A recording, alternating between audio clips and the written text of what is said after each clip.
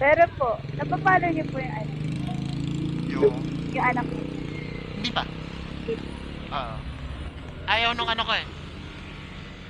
Kalibin partner ko eh. Magagalit sa akin. Pag pinalo ko eh, magagalit siya sa akin. Ang panakot lang namin is kandila. Kunyari, papatakan mo yung paan ng kandila. Kandila? Takot na siya ron. Oo. Maski ipapaabot mo lang yung kandila, takot na siya ron. Yun yung panakot namin. Pero, Pero naranasan niya na tuluan siya. oo. Talaga, yung talagang sobrang kulit na hindi mapagsabihan, talagang sobrang pasaway. Na-try na namin. Iyak siya na iyak. Yung, ano, yung asawa ko kasi, kailan lang, nabulot ako, napakain niya, Oo. tuluan niya. Pinapakain yung anak niya. Oo. Pagka, pagtingin ko, puro na latay. Puro latay. Oo, kaya sabi ko sa asawa ko, grabe naman yung ginawa Oo, ko. mahirap Pero yan. iba naman yan. Bata pa yun, syempre. Sabi ko, disiplina sana. Kung ile-level natin. Naaayon sa edad. Oo, kung ile-level Naaayon sa natin. katawan ng bata. Tama.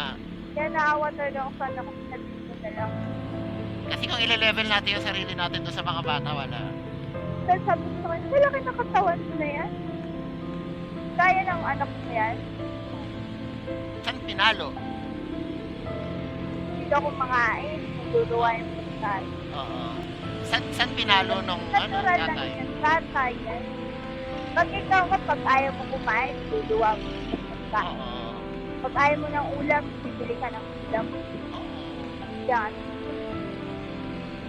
Baka may nararamdaman yung bata, wala sa mood, gano'n, di ba? May mga dahilan Tapos din. ang reason niya sa akin, magkaiba daw kasi kami ng kinalakihan. Hindi Magkaiba rin. daw yung pagtitingin niya sa kanila ng Hindi tatay. porket pinapalo siya, papaluin din yung anak niya, di ba?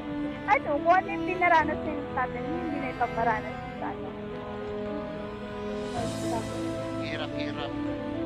Alam mo, ang hirap-hirap mo pala. Pakatao mo ng hanger yan. Paluin mo yung paa niyan. Tubo yan. Bakit pag ako nakita ko may hanger, matayin naman yan ah. Kaya hindi ko na pinahawak sa kanya yung bata. Mahirap pa dyan. Kailangan yung tamang disiplina. Sa panahon niya yun, yung mga bata talaga, mga pasaway. Kung kahit anong tipo yan, dapat hindi mo na dapat pinali na pinagsabihan mo na ng bata. Correct. Kung katawan niya no, ang payat ng anak mo. Kung sa laki ng katawan, Hirap, no? tapos nag-aano siya sa akin na gawa ko siya. Wala bang anak yan? Bawat sugat ng anak ko mararamdaman ko yan. Yung anak ko yan sa akin ng bali. Tama. Pag nagsisipin na lang naman sa ginawa. Pag-usipin na sa ano na tayo sa pag pero tama ba yung ginawa ko? Talaga ko ng tatay. Saan niya pinalo? Hindi na kumakain. Luluwa na daw yung kain. Saan pinalo yung bata? Nakita. Ah, Namin nakita? tatay ng bata.